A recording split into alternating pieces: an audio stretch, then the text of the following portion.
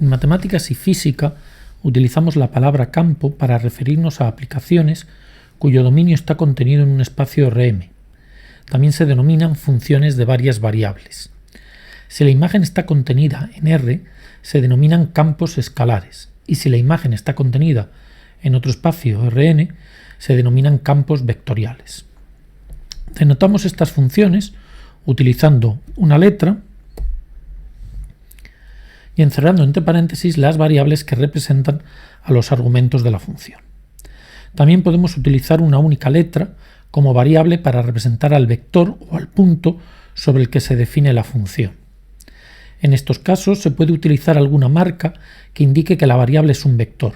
Por ejemplo, en física se suele añadir una flecha sobre la variable, y en muchos libros de matemáticas se utiliza un tipo de letra en negrita. Esto es lo que utilizaremos en el libro de apuntes. Por ejemplo, aquí f es un campo escalar en R3, cuyo dominio es todo R3. En el segundo ejemplo, G es un campo cuyo dominio es todo R2. En problemas concretos, el dominio estará determinado por la situación real reflejada en el problema. Si el problema no añade ninguna restricción, suponemos que trabajamos con el mayor dominio posible. Por ejemplo, para evaluar el campo H, el interior de la raíz tiene que ser positivo, y por lo tanto, el mayor dominio que podemos considerar para H son los puntos x, y tales que x es estrictamente mayor que y. La representación gráfica de funciones reales es una herramienta muy útil para representar y deducir propiedades de las funciones, o para estudiar propiedades geométricas de curvas. Para los campos escalares también podemos construir sus grafos. Si el campo está definido en Rm, su grafo estará contenido en Rm más 1, y los puntos que lo forman son de esta forma.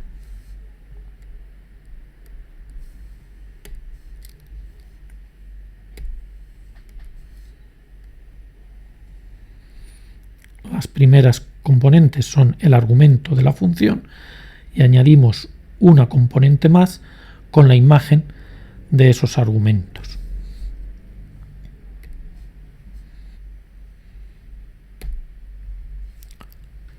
Por ejemplo, para campos en R2, los grafos son superficies en R3 y suponen la forma más simple para estudiar este tipo de objetos geométricos. Una representación alternativa de los campos escalares se obtiene a partir de las superficies y curvas de nivel. Estos conjuntos se definen dentro del dominio del campo y están formados por los puntos con la misma imagen. Para campos en R2, el resultado son por lo general curvas y en R3 obtenemos por lo general superficies. Naturalmente, la visualización sencilla de esta representación solo será posible para campos en R2. Este tipo de representación nos la encontramos, por ejemplo, en mapas meteorológicos. En los mapas de temperaturas, las isotermas son las curvas que recorren los puntos con la misma temperatura. En los mapas de presiones, las isobaras son las curvas que recorren los puntos con la misma presión. Estas representaciones son útiles si los valores representados se separan uniformemente, como observamos en este mapa. Vemos que las líneas de la misma presión representadas son equidistantes respecto de su valor. 1008, 1012, 1016, 1024.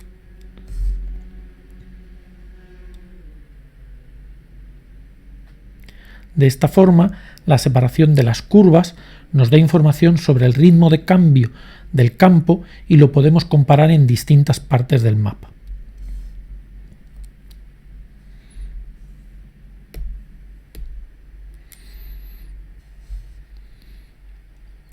En este ejemplo, observamos fácilmente que las curvas de nivel son rectas.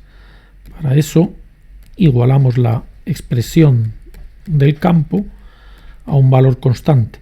Queremos hallar cómo son los puntos cuya imagen toman todos este valor constante.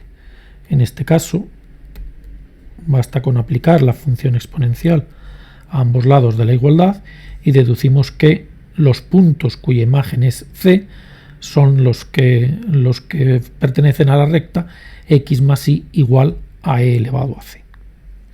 Es decir, las curvas de nivel son rectas paralelas a la recta x más y igual a 0. Esa recta aparece punteada, puesto que los puntos de esa recta no pertenecen al dominio, ya que el dominio de la función logaritmo son números estrictamente positivos. Por eso solamente aparecen líneas, curvas de nivel, por encima de la bisectriz del segundo y cuarto cuadrante.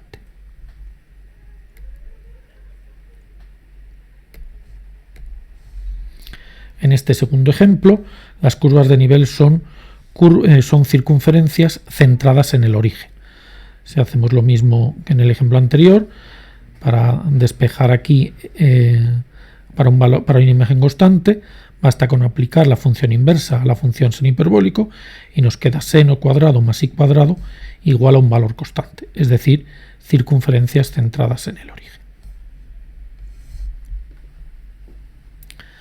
Un ejemplo sencillo, pero que nos encontraremos en muchos ejemplos y ejercicios, son los campos escalares lineales, es decir, campos que están determinados por polinomios de varias variables, pero de grado 1, como el que aparece en la transparencia. Estos campos los podemos escribir también usando, por ejemplo, el producto de matrices, concretamente una matriz fila por la matriz columna formada por los argumentos de la función. Y también podemos utilizar el producto escalar. En este caso, el producto escalar de un vector formado por los coeficientes de las variables, por otro vector formado por las variables del campo.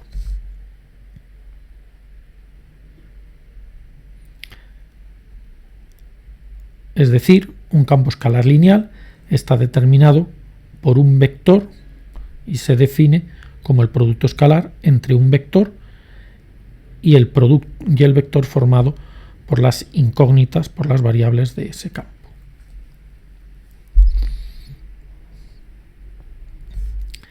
Si el polinomio de grado 1 tiene un término independiente distinto de 0, hablamos de campo afín.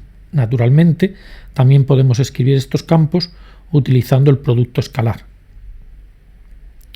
En este caso, por lo tanto, el campo escalar afín está determinado por un vector y un número real.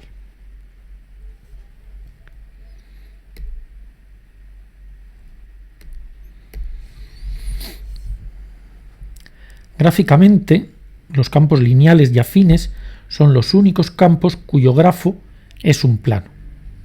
Concretamente, el grafo del campo escalar lineal AX más BY es un plano que pasa por el origen de coordenadas, es decir, por el punto 0, 0, 0, y es perpendicular al vector AB-1.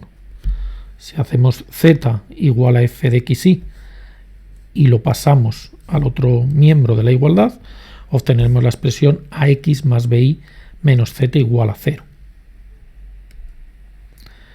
Recordemos que este tipo de expresiones es la forma cartesiana o forma continua de un plano y los coeficientes a, b y en este caso menos 1, que es lo que multiplica a la variable z, es el vector perpendicular al plano.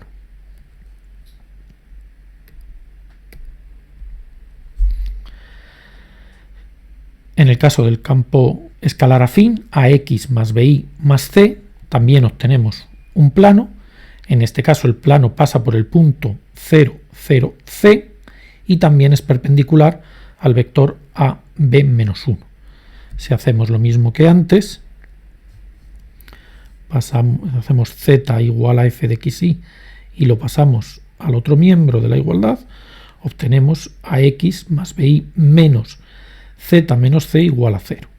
Es decir, el punto por el que pasa es 0, 0, c y el vector perpendicular es a,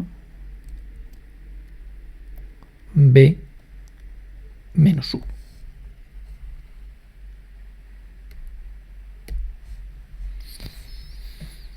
En cuanto a las curvas de nivel,